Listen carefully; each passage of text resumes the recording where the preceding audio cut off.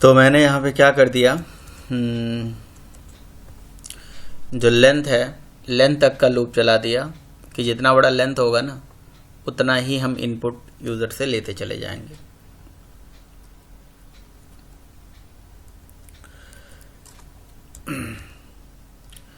और next int method call करके हमने इनपुट लिया, मान लो लूप के अंदर डाल देते हैं और यहाँ पे हम ले लेते हैं, यहाँ पे लिख देते हैं एक्स ऑफ आई। समझ रहे हो आप? ये मतलब यूज़र से जो भी इनपुट आता चला जाएगा ना, जीरो इंडेक्स से लिए चलेगा तो जीरो इंडेक्स की वैल्यू जीरो एरे में चले जाएगी, 1 2 3 4 5 इस तरह से काम करता रहेगा। अब ये सारी वैल्यूज़ स्टोर्ड हुई या नहीं हुई, फिर से लेंथ तक का लूप चला के system dot out dot println में एक्स ऑफ आई प्रिंट कर लीजिए। ठीक है, अब देखिए एप्लीकेशन जैसे ही चलेगा तो ये हमसे मांगेगा साइज ऑफ एरे। मैंने दे दिया एरे की साइज 12, तो 12 साइज दे दिया हमने। इसका मतलब 12 टाइम हमें डेटा एंटर कराना पड़ेगा, क्योंकि ऐसा मैंने लॉजिक लिख रखा है। चलो मैं 3 दे देता हूँ बस ना। तो अब वैल्यू एंटर कर दिया 34 56 67। ठीक है, ये सारी वैल्यूज यहाँ फैच होके आ गई।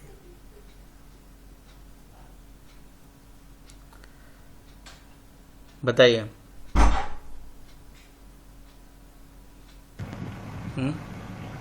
यस सर, ये वैल्यू वाली लाइन जो के अंदर डाल देते तो वो भी बार बार लिखता था। अच्छा, ये जो प्रिंट करना है ये कह रहे हो आप? नहीं सर, वो ऊपर भाई जो स्कैनर से लिया इंटर द वैल्यू। अच्छा, इंटर द वैल्यू। ठीक है, entered value. Enter the,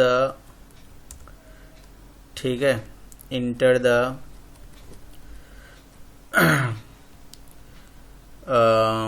value of position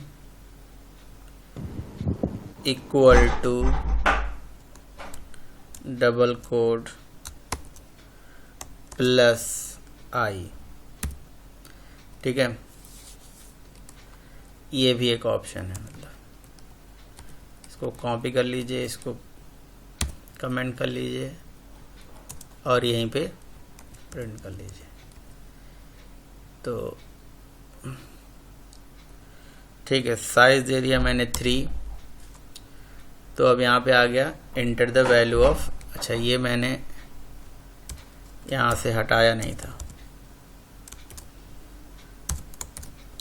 यहाँ से इसको मैं कमेंट कर दिया। रन एप्लीकेशन करा, 4 दे दिया फर्स्ट। ठीक है ना, सेकंड। लेकिन वही बात है कि ये सारी वैल्यूज प्रिंट भी उसी टाइम पे कर दे रहा है। ठीक है, वो तो डिपेंड करता है कि आप क्या करना चाहते हो। ये लास्ट पोजीशन वाली वैल्यू टाइप क्यों नहीं हो रही है? अच्छा, 0 से लेके 3 तक तो आई प्लस ना, 0 से लेके हुआ ना, तो 0 से इंडेक्स शुरू होगा तो वही होगा ना। इसको हटा दीजिए, सॉरी। ठीक है, तो इस तरह से आप मतलब यूजर से इनपुट ले सकते हो, साइज भी और सारा चीज़। तो ये एक मतलब एरे का प्रोग्राम हो गया। अब कल हमने जो पढ़ा वो क्या था, उसमें हमने सिंपली कॉपी, अच्छा यहाँ पे एक फोल्डर हमें बना लेना चाहिए न्यू करके। फोल्डर मतलब क्या, पैकेज एरेज। ठीक है, और एरेज का सारा प्रोग्राम इसी फोल्डर में है। एरेज कोई बड़ा टॉपिक नहीं है, छोटा ही टॉपिक है, बट जो भी आपको प्रोग्राम बनाना है यहाँ पे बनाते जाओ।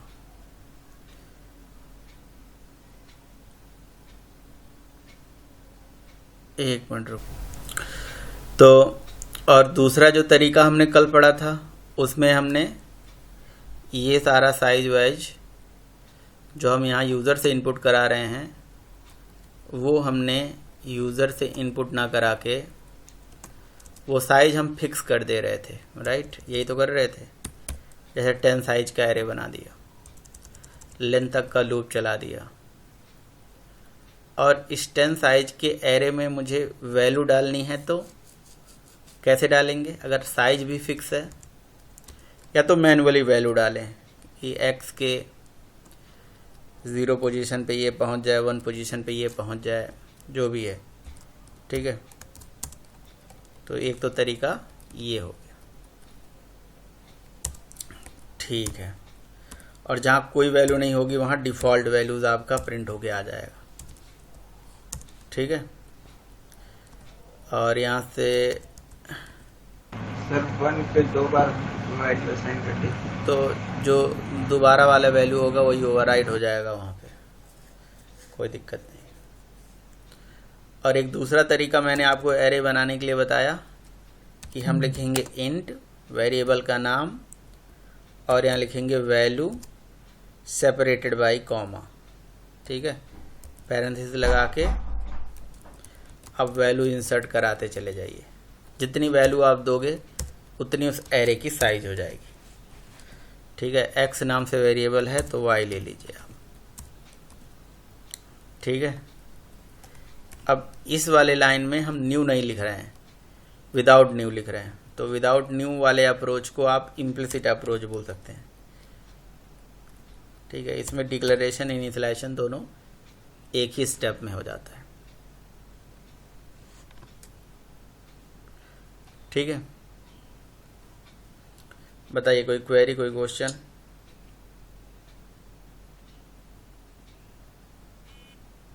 हेलो जी सर। नहीं सर। तो एरे इस तरह से बनाई जाती है। अब एरे का यूज करके हम एरे को मेथड के अंदर भी पास करा सकते हैं, है ना।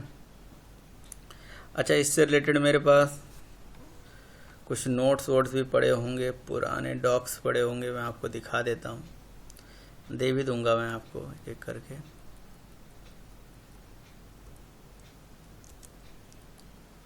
शायद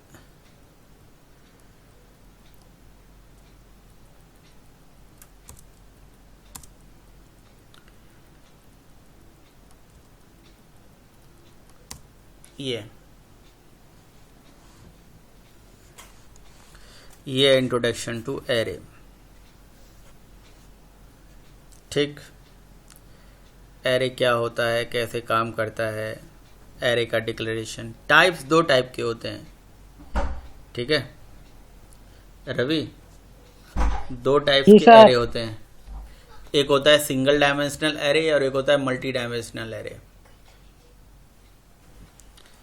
ठीक है। सिंगल डायमेंशनल एरे जिसे 1D एरे बोलते हैं, मल्टी डायमेंशनल 2D एरे बोलते हैं। तो सिंगल डायमेंशनल का मतलब ओनली सिंगल रो, और मल्टी का मतलब होता है रो और कॉलम। बात करेंगे आगे मल्टी का क्या मतलब है, ठीक है। जी सर। यहाँ से देखिए स्कैनर से इनपुट लिया गया है ऐसे। ये प्रोग्राम किस चीज़ का है? Write a program to ask the user for size of array and creating array that size and input the data to array and show the sum and average of the number,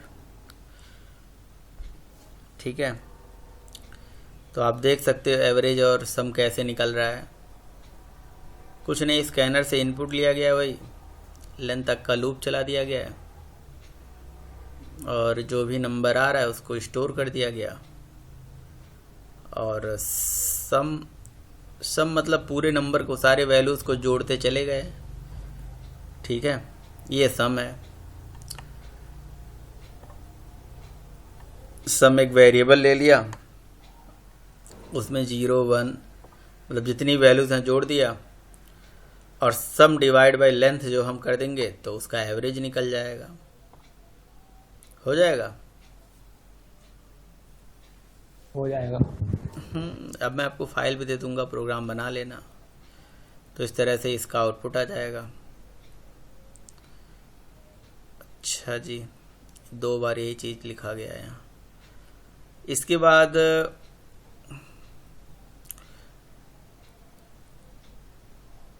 ये सब तो आगे के programme हैं, आपको आगे बताऊंगा मैं। इसमें इतना ही है, थोड़ा ही नोट्स है, ज़्यादा नहीं। अच्छा, मुझे आपको क्या बताना है,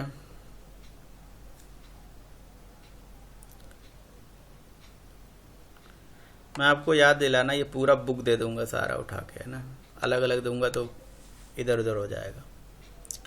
आगे मुझे आप लोगों को बताना है कि हम एरे जो है मेथड के आर्गुमेंट में भी दे सकते हैं। ठीक है, जैसे फॉर एग्जाम्पल हमने कोई एक मेथड बना लिया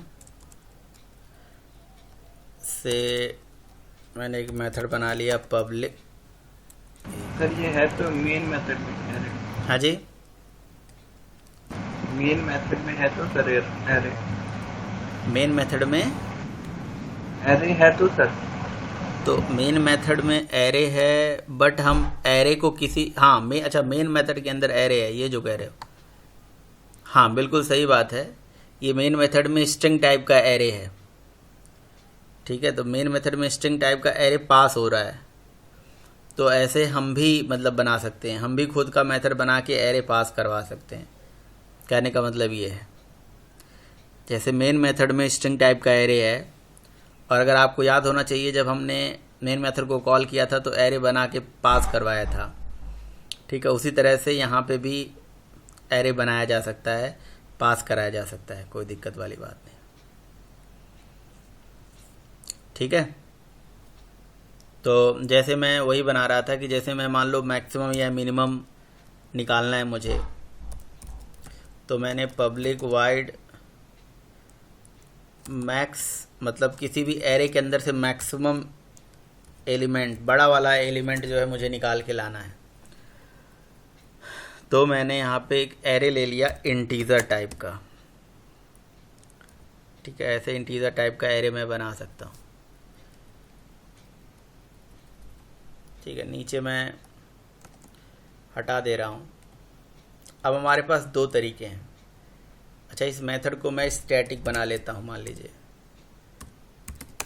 ठीक है, अब हमारे पास 2 तरीके हैं। जैसे मान लीजिए मैं इस मैक्स मेथड को कॉल करूँगा, तो मुझे यहाँ क्या पास करना पड़ेगा, क्या पास करना पड़ेगा देव?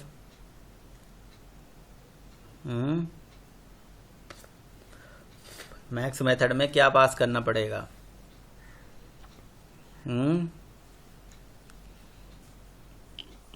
बोलो भाई, देखो ना क्या पास करना पड़ेगा, यहीं पे दिख नहीं रहा है। एक्स क्या पूछे? Array of integers. Array of integer pass करना पड़ेगा, बिल्कुल सही बात है। तो एरे ऑफ इंटीजर हमने बना लिया, इंट एक्स या इंट वाई, इंट पी, जो भी मर्जी आप बना लो, डजंट मैटर। वेरिएबल्स के नाम यहाँ पे जो है ऊपर भी एक्स है नीचे भी एक्स है, तो कन्फ्यूज़न नहीं होना चाहिए। ठीक है, तो एरे ऑफ इंटीजर हमने 2 ले लिया, 6 ले लिया, ये ले लिया, ये ले लिया। ठीक है, तो मतलब कुछ भी ऐसे हो सकता है, और ये एरे ऑफ इंटीजर मैंने यहाँ पास कर दिया। तो एक तो तरीका है ये है कि हम एरे बनाएं और पास करें, और एक तरीका होता है एनोनिमस एरे। ठीक है, एनोनिमस एरे कैसे बनता है वो मैं बता देता हूँ। आप मेथड के अंदर ही एरे बना दीजिए, लिखिए न्यू इंट। ठीक है, anonymous array means without name. New int कर दिया और ये वैल्यू यहीं पे भेज दो, ऐसे। ठीक है, ये भी एक तरीका है। बस अब किसी भी अब ये सब आपके लिए टास्क है जो आप कर सकते हो। किसी एरे के अंदर से एलिमेंट को मैक्सिमम निकालना, मिनिमम निकालना, एरे के एलिमेंट को सॉर्ट करना, सफल करना, असेंडिंग डिसेंडिंग में सॉर्ट करना। ठीक है, डबल डायमेंशनल एरे बताऊंगा तो उसमें दो एरे का एडिशन करना, सब्ट्रैक्शन करना, मतलब वट एवर इस टाइप के लॉजिक आप यहाँ इम्प्लीमेंट कर सकते हो। ये सब काम मतलब आपको इंटरव्यू वगैरह जाते हो तो आपको दिया जाता है कि करके दिखाइए। अच्छा, इससे आप लॉजिक लगाना सीख जाते हो, लॉजिक इम्प्लीमेंटेशन सीख जाते हो कि कैसे लॉजिक वगैरह लगाते हैं, बस और कुछ नहीं है। अब जैसे ये एरे है, इसके अंदर से मैक्सिमम एलिमेंट निकालना है तो क्या लॉजिक हो सकता है? कैसे सोचोगे कि भाई ये इसके अंदर से मैक्सिमम एलिमेंट निकाला जाए? सर दो वैल्यूज को कंपेयर करते हुए चलेंगे, मतलब इंडेक्स 0 और 1 पे, ठीक है। हाँ, तो जो बड़ी होगी उसे आगे शिफ्ट करते चले जाएंगे, फिर एंड में जो वैल्यू मिलेगी वो मैक्सिमम नंबर मिलेगा हमें। बिल्कुल सही बात है, ये एक लॉजिक हो गया। ऐसे और भी लॉजिक हो सकते हैं, ऐसे और भी तो लॉजिक हो सकते हैं, नहीं? कई और लॉजिक हो सकते हैं। और क्या हो सकता है?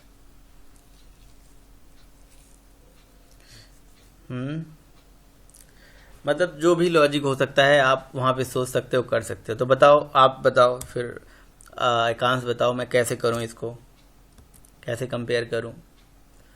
इफ एल्स के अंदर कंपेयर करूँ लूप चला के। यहाँ पे ये सारी वैल्यूज जो है स्टोर्ड हो गई। हाँ सर। ठीक है, बताइए।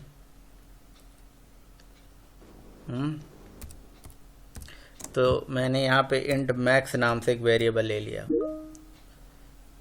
ठीक है। और इस मैक्स वेरिएबल में इस जीरो, मतलब मैं मान के चल रहा हूँ कि जो हमारा x, जीरो इंडेक्स एलिमेंट है वो मैक्सिमम, मतलब सबसे बड़ा नंबर है। हाँ, जीरो इंडेक्स की जो वैल्यू है वो सबसे बड़ा नंबर है, ठीक है।